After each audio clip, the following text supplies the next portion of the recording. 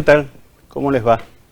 Esto es Malvinas Historia de Héroes y Traidores, programa número 284 de la 10ª temporada. Esta semana he recibido muchísimos mensajes, tanto por Facebook como por Instagram, y voy a contestar uno en especial. Primero me dijo que hace tiempo que me está siguiendo y que le interesa mucho el programa, pero de que venía repitiendo imágenes. Bueno, le comento que lamentablemente de Malvinas solo tengo 8 horas. Entonces me hizo el comentario de por qué no hacía reportaje a los veteranos de guerra. Bueno, acaba la aclaración. Primero, no soy periodista, soy reportero gráfico. O sea que me expreso mucho mejor con una imagen que haciendo un reportaje. Después ya hay un periodista haciendo reportajes a veteranos de guerra. Acá en el partido de la costa no hay muchos veteranos de guerra, o sea que también estaría limitado, y aparte que no tengo más equipo de televisión como para poder hacerlo. Por eso es que siempre paso estos videos. Pero hoy vamos a cambiar. En lugar de ver un material mío, vamos a ver un material de la BBC de Londres que realizó en el año 2012 con motivo de cumplirse el 30 aniversario de la gesta de Malvinas. Bueno, un amigo también de internet lo tradujo, lo subtituló y me lo envió. Es largo, así que lo corté en 3 capítulos. Hoy veremos el primero de los capítulos, pero es interesante ver y escuchar lo que los ingleses dicen de lo que fue la guerra, de lo que le costó y de lo que ellos no esperaban. Así que cuando quieran, vamos al primer capítulo.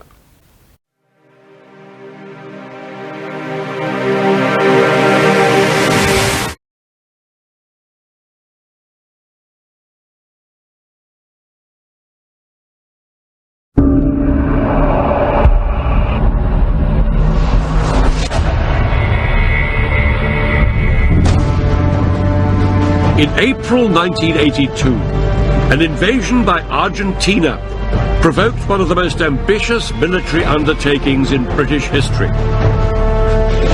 Britain sent a naval task force and 15,000 men to fight for a small group of islands on the edge of the Antarctic. Britain was at war with Argentina, but the odds were spectacularly uneven. I look at the challenges that faced the British, struggling to fight 8,000 miles from home, while the Argentinians were fighting on their own doorstep. They had to fight up here in freezing conditions on exposed hilltops and across wide, open ground. I'll experience how the British troops used darkness to their advantage against a well-defended enemy.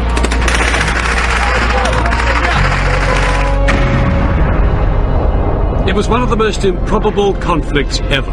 More than 30,000 men went to war over a group of barren and windswept islands that were home to only 2,000 people. This is the story of the battle for the Falklands.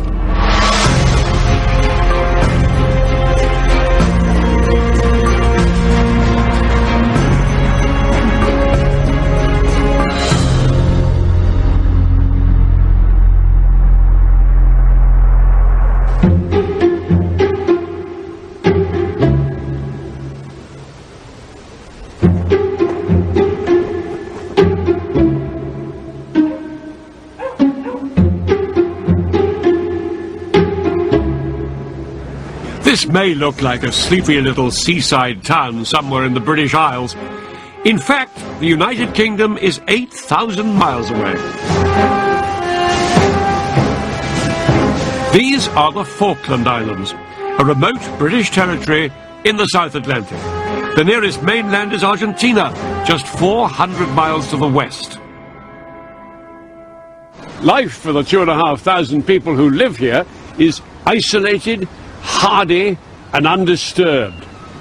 But in April 1982, all that changed, when these islands became the setting for the last invasion of British territory.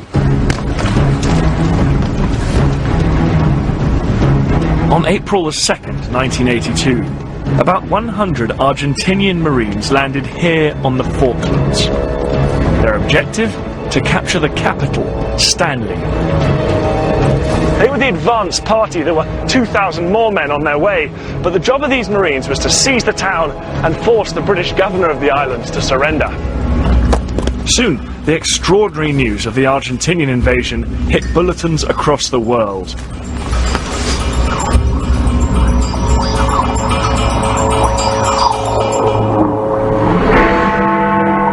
The Falkland Islands, the British colony in the South Atlantic, has fallen. But that's what Argentina is saying. It claims its Marines went ashore as a spearhead this morning to capture key targets, including the capital, Port Stanley.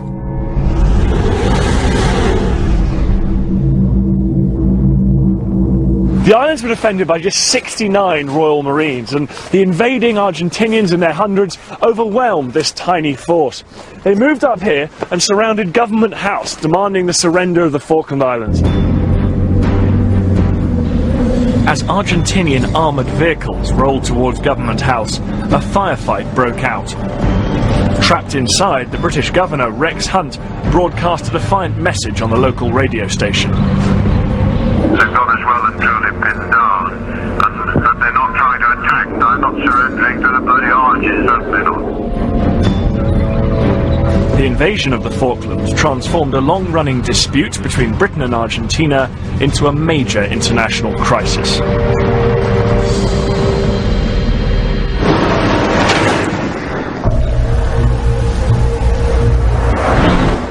For 2 centuries, both countries have claimed the Falklands. The Argentinians did control the islands for nearly a decade, until 1833, when the British expelled them.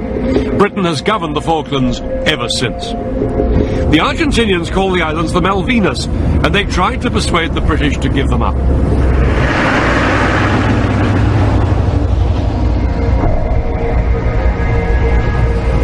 Britain had long considered handing over this small relic of empire to Argentina, but the Falkland Islanders liked their British identity and didn't want to give it up. It became clear to the British government that overriding the wishes of the islanders was out of the question.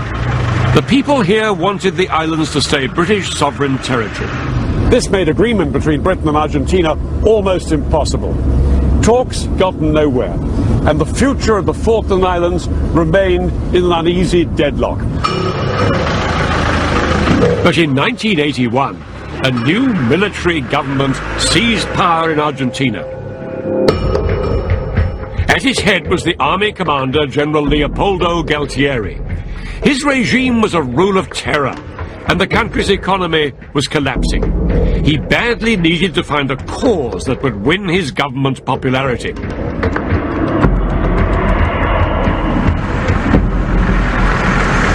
There was one issue Galtieri knew his people cared passionately about: their claim to the Falkland Islands. Galtieri would unite the Argentinian nation by seizing the Falkland Islands from Britain by force. It looked like the perfect answer to his problems. And on April the 2nd, 1982, Galtieri's repossession of the Falklands was going exactly to plan.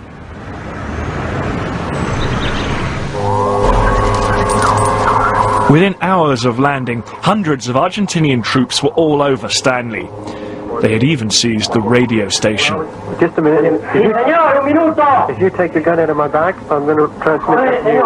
If you take the gun away. The governor, Rex Hunt, had little choice but to surrender. He broadcast a final message to the islanders from Government House. It's probably the last message I'll be able to give you. I wish you all the best of luck, and rest assured that the British will be back.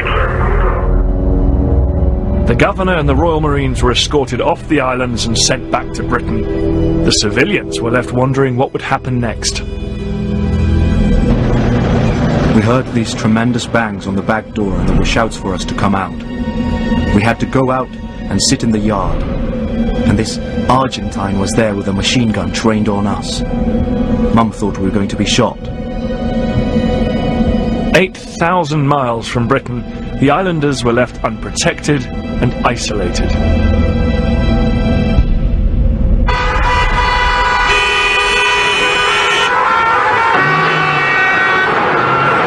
When the news of the British surrender hit Buenos Aires that afternoon, 200,000 Argentinians poured into the main square, wildly applauding the liberation of the Islas Malvinas. Galtieri's plan had worked. As the crowd celebrated, Galtieri was confident that Britain would not react. He assumed that because the distant Falklands was hardly a vital British interest, Britain would not fight for them. But Galtieri was making one crucial error. He'd seriously underestimated Britain's Prime Minister, Margaret Thatcher. In 1982, Britain's first female Prime Minister was governing a country in trouble. Britain was in recession. Unemployment had just passed the 3 million mark, and there'd been some of the worst rioting of the 20th century. But Thatcher was a formidable character.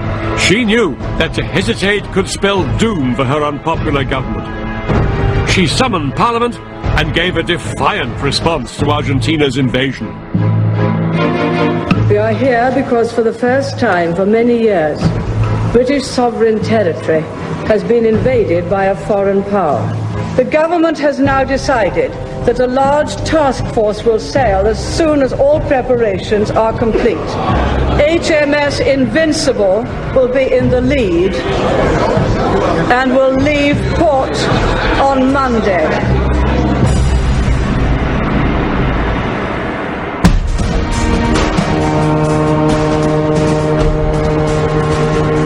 And so, in the spring of 1982, a British task force set sail. Ahead lay an 8,000-mile journey across the Atlantic Ocean to the Falkland Islands.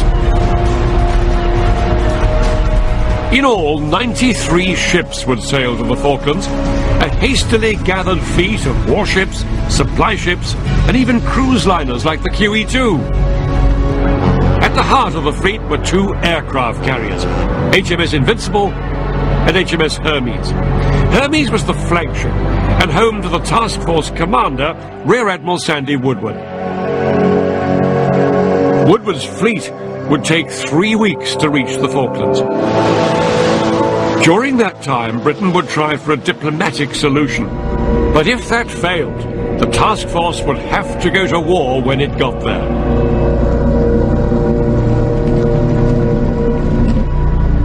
By April the 17th, the first wave of the task force had sailed right down into the South Atlantic and was just off Ascension Island, the nearest British base to the Falklands. There was still another 3,500 miles to the Falkland Islands themselves. The ships were in two groups. To the south was Woodward's naval fleet. This was the advance party, made up of two aircraft carriers and fighting ships that would battle for the control of the air and the sea around the Falkland Islands. Once they had gained air superiority, then the men carried in the second group of ships would launch an amphibious landing. The only way to win back the Falklands would be to have troops fighting on the ground there. As the fleet sailed south, United Nations and US diplomats tried for a peaceful settlement. But by April the 30th, any hope of a diplomatic solution evaporated. Neither side would back down. Neither Britain nor Argentina had officially declared war, but now war seemed inevitable. The Argentinian garrison of these islands watched the British military response to their invasion with growing concern. The race was now on to get organised and resupplied before the British arrived. The Argentinian army did have some professional soldiers, but the majority of its men were young conscripts. To strengthen its forces, the army recalled reservists, more experienced men who could stiffen the ranks of those who'd just begun their military service. My commanding officer came on the radio at 4 o'clock in the morning and told me to wake up all the men. We had to be in the Malvinas in 36 hours. You could see that the soldiers felt very proud. By the end of April, there were 13,000 Argentinian troops on the islands, and with them, their new commander. The man in charge was Brigadier General Mario Menendez. Menendez was a tough soldier who'd made his name fighting rebels in remote parts of Argentina. He was quickly sworn in as the new governor of the Falklands. His first task was to prepare his defences. Strategically, Menendez's position was strong. As you can see, the Falkland Islands are about 400 miles from Argentina. That put the islands just within range of Argentina's air force based on the mainland.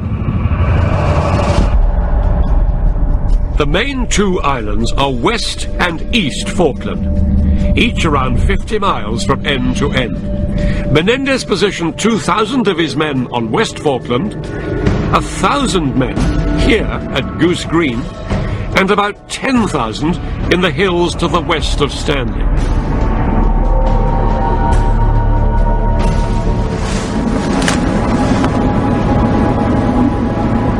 These hills were the Argentinians' last line of defense. But Menendez hoped his ground troops wouldn't have to fight at all.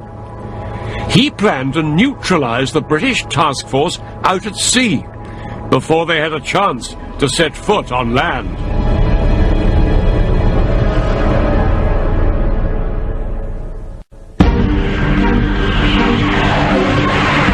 The Argentinian Air Force was well trained and could launch high-performance fighter bombers from bases on the mainland. These aircraft could attack the task force once they were within range. Against this force, the British could only take as many fighters as they could fit onto their two aircraft carriers. That was just 34 planes. 34 against nearly 100 Argentinian fighters. This small force was supposed to gain air superiority, protect the British fleet, and prepare the way for the amphibious landings. All this from the confined flight decks of the two carriers as they ploughed through the heaving South Atlantic seas. It was an enormous challenge. On the 1st of May 1982, the Battle for the Falklands began. The first clash between Britain and Argentina was in the air. But despite being the underdog, the British immediately showed they were a force to be reckoned with. There was one thing that the Argentinians hadn't expected.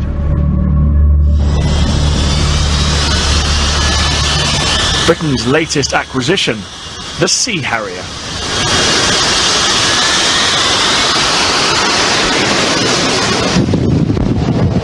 God, you can feel the power of that thing, it's unbelievable. That's what's required to get it off this tiny deck. Whoa!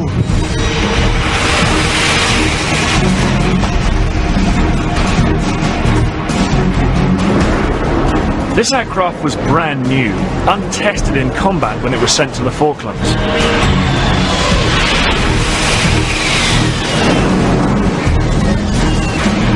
Unique in its ability to take off and land vertically and operate from short runways, the Harrier quickly proved it was versatile and extremely reliable.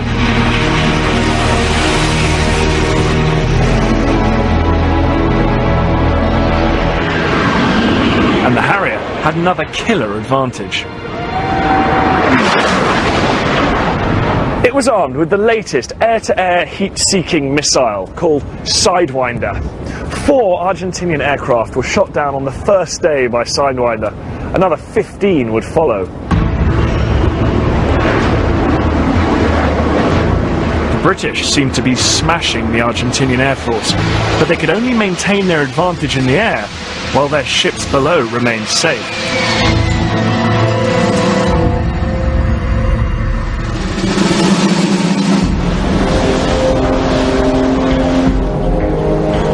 The most important ships in any naval task force are the aircraft carriers.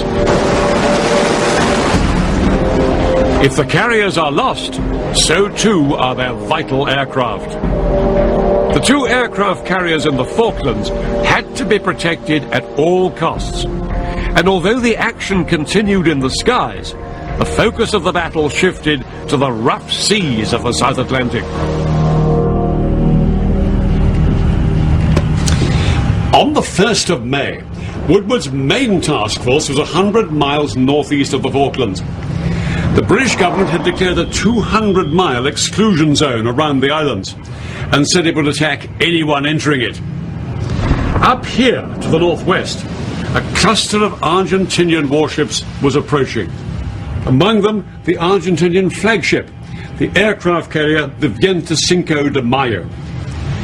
She carried aircraft that would soon be within close range of the British fleet.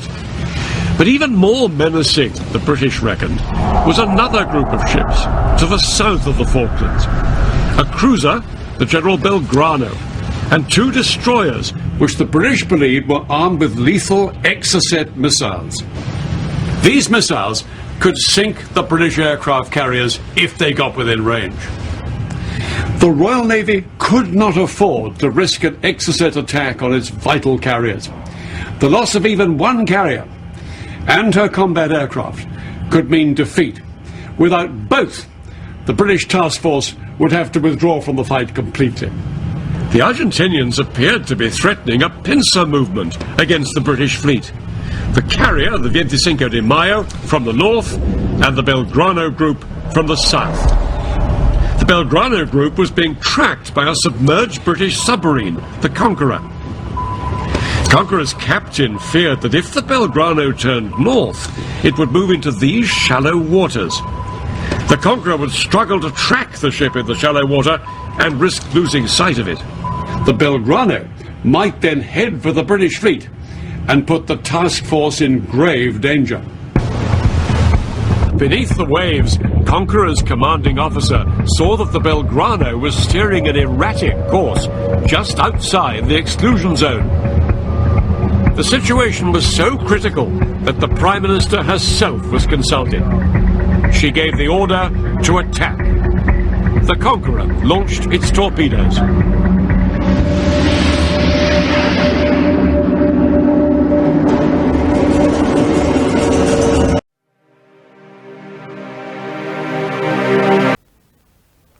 Bueno, para los británicos somos los mugrientos Argies.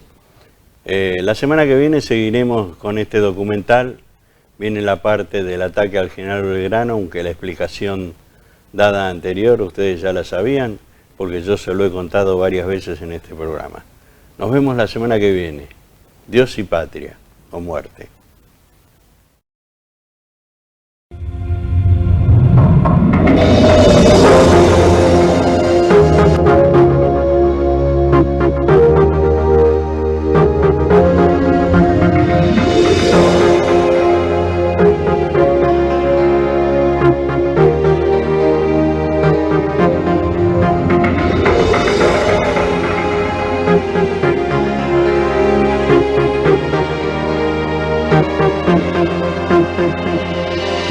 Medalla en el pecho, clavada en el corazón, y una visión de Dios, de celeste y blanco, navegando entre los mares. En las noches ves fantasmas que muerden el pabellón. En las aguas bajo el frío